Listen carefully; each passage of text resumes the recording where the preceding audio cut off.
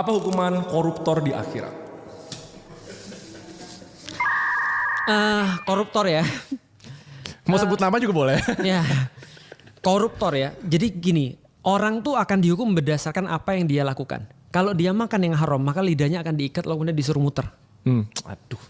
Ya itu salah satunya ya yang dilihat oleh Rasulullah tuh. Oke. Karena dia makan makanan-makanan yang haram kan itu kan ya. Ada yang kemudian perutnya kemudian dipenuhi dengan api. Ada orang jalan dengan perutnya kayak gitu-gitu dipenuhi dengan api ya karena dia makan perkara-perkara. Aku sih nggak bisa untuk mendefinisikan ya. Tapi gini, bagiku ya definisi siksaan itu bukan pada proses siksaannya, tapi lama waktunya itu loh.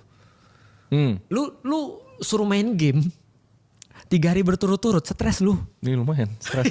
Nah koruptor gimana kasusnya kalau gitu? Nah kalau koruptor itulah kenapa banyak orang bilang ya. Kenapa di dalam Al-Quran tuh siksaan tuh berat banget.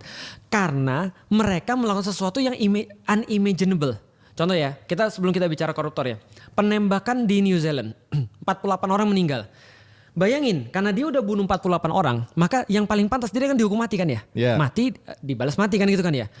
Tapi berapa kali orang mati dalam sekali kehidupan? Sekali. 48 orang menuntut keadilan. Harusnya mati 48 kali gitu. Tapi kan gak bisa. Nggak bisa. Maka di akhirnya disediakan opsi itu. Oke. Oh. Paham ya? Nah koruptor ini tergantung dia ngesarin berapa banyak orang nih. Tapi kan nggak punya duit kalau di neraka. Nah. Jadi apa yang mau orang lain korupsiin dia? Konversinya seperti apa? Contoh kemarin. 1 triliun ada di rumah. Berapa banyak maklar kasus tuh? Iya. Yang harusnya dipersalahkan jadi benar, yang harusnya benar jadi salah. Maka setiap orang-orang yang nanti dizolimi akan meminta pertanggungjawaban. Oh berarti bukan korupsinya tapi orang yang dirugikan. Maka jangan bangga jadi presiden. Lu kebayang 275 juta orang nuntut lu di hari akhirat nanti. Bahkan dalam perkara-perkara paling kecil loh. Itu yang membuat aku gak mau jadi pemimpin. Emang pemimpin tuh pertanggungjawaban gede banget. Lu kebayang Erik minta pertanggungjawaban lu nanti di yaumil kiamat tuh. Karena kan lu pemimpin perusahaan kan? Iya benar. Iya kan? Rek lu awas lu kalau nggak senang sama gue lu ngomong. Iya, makanya jangan nanti gue diadilin deh. Makanya lu harus screenshot nih pembicaraan kita pada hari ini. Besok karena Erik bilang, lu harusnya bilang ke gue kalau Islam tuh benar. Ini ada fotonya. Gak guyonan aja, guyonan. Bercanda. Nah, artinya setiap pemimpin itu akan diminta pertanggungjawaban. Nah kita mesti gimana kalau gitu? Jujur ya, saran yang paling common ya, paling common. Dan ini orang-orang kuat. Orang-orang yang asetnya mungkin triliunan, orang punya posisi tertentu. Lu ngapain sih idealis? Lu ngapain sih jadi orang baik? Udah jelas sistemnya kayak gini. Ikut arus saja. Ikut arus saja. Tapi pertanyaannya, di satu sisi ngejaga diri.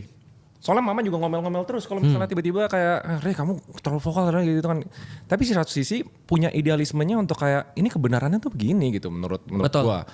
Harusnya tuh kita nggak boleh kayak gini kayak menormalisasi suap, menormalisasi keburukan. Iya itu nggak. Kayaknya mama lu sama mama gue kalau ketemu kayaknya temenan. Kayaknya. Nah karena mama gue juga ngomong gitu. Udah Lalik ngapain sih udah sakit jantung. Tapi kan aku udah pernah bilang ya bahwasanya aku bisa aja untuk mengatakan bahwasanya aku bisa menormalisasi semua ini. Tapi tau gak yang paling ngeri bagi aku apa? Apa? Lebih daripada ketika aku menyatakan sesuatu yang benar. Ketika aku punya problematika, aku punya ancaman atau aku punya suatu hal yang mungkin akan nyulitin aku sendiri. Mungkin kayak antum misalnya, antum ancam kayak misalnya di target dan segala macam. Tapi lu kebayang nggak sih suatu hari nanti kalau anakku udah gede terus dia ngomong begitu, dia nanya, Abi kan pernah hidup di zaman itu tuh. Kondisinya begini Bi. Abi kan tahu yang mana yang benar yang mana yang salah. Kenapa Abi nggak ngomong?